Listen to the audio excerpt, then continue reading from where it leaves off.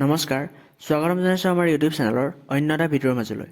এই ভিডিঅ'টোত আমি বিশেষভাৱে উল্লেখ কৰিম যে যি হাইস্কুল শিক্ষান্ত পৰীক্ষা, সেই পৰীক্ষাৰ ৰিজাল্ট কেতিয়া ঘোষণা কৰা হ'ব, সেই বিষয়ে বহুতো ছাত্ৰ ছাত্ৰীয়ে আমাক বিভিন্ন মাধ্যমৰ যোগেদি সুধি আছিলে। গতিকে ভিডিঅ'টো তোমালোকে শেষলৈকে চাবা আৰু গম পাবা যে তোমালোকৰ ৰিজাল্ট কেতিয়াকৈ ঘোষণা কৰা হ'ব। গতিকে যিসকলে নতুনকৈ চেনেলটোত ভিজিট কৰিছা তেওঁলোকে চেনেলটো ছাবস্ক্ৰাইব কৰি ল'বা, লগতে ভিডিঅ'টো যদি ভাল পোৱা এটা লাইক কৰিবা আৰু বন্ধুবৰ্গৰ মাজত যিমান পাৰা সিমান শ্বেয়াৰ কৰিবা। আৰু এটা কথা ক'বলৈ বিচাৰোঁ যে আমাৰ 100টা ছাবস্ক্ৰাইবাৰ হ'বলৈ গৈ আছে, গতিকে প্লিজ তোমালোকে এটা ছাবস্ক্ৰাইব কৰি দিবা আৰু ছাবস্ক্ৰাইব কৰি আমাক সহযোগ জনাবা বুলি আমি আশা কৰিলোঁ। গতিকে ব'লা এতিয়া আমি ভিডিঅ'ৰ মাজলৈ যাওঁ।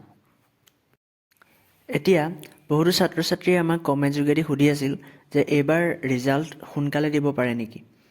এই সন্দৰ্ভত যদি ক'বলৈ যাওঁ যে যিহেতু যোৱাবাৰৰ পৰা এক্সামসমূহ অলপ পৃথককৈ অনুষ্ঠিত কৰা হৈছে আৰু এই যি এক্সাম সেই এক্সামসমূহৰ কপিসমূহ যিহেতু কম্পিউটাৰ যোগে নিৰীক্ষণ কৰা হয়, গতিকে যিহেতু আগৰ কেইবছৰৰ তুলনাত ৰিজাল্ট অতি সহজে বা অতি সোনকালে দিব পৰা চান্স থাকে।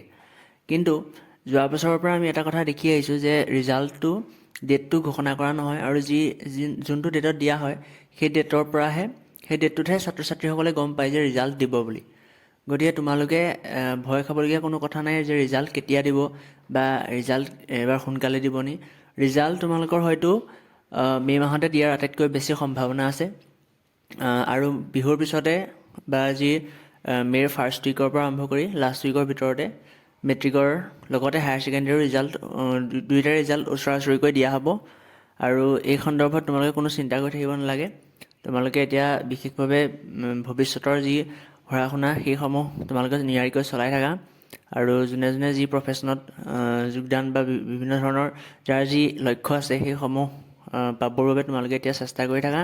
তোমালোকৰ এনেও এক্সামৰ যি ৰিজাল্ট সেই ৰিজাল্ট মে' মাহৰ ভিতৰতে ঘোষণা কৰা হ'ব। গতিকে তোমালোকে চিন্তা কৰি থাকিব নালাগে আৰু এইটোৰ ওপৰতে যি ভিডিঅ'টো আছিল দিবলগীয়া। গতিকে তোমালোকে যদি ভিডিঅ'টো ভাল পালা তেনেহ'লে প্লিজ চেনেলটো ছাবস্ক্ৰাইব কৰিবা, লগতে ভিডিঅ'টো লাইক কৰিবা আৰু বন্ধুবৰ্গৰ মাজত শ্বেয়াৰ কৰিবা। গতিকে ধন্যবাদ। পুনৰ এটা অন্য ভিডিঅ'ৰ লগত লগ পাম। আজিলৈ ইমানেই। জয় অসম।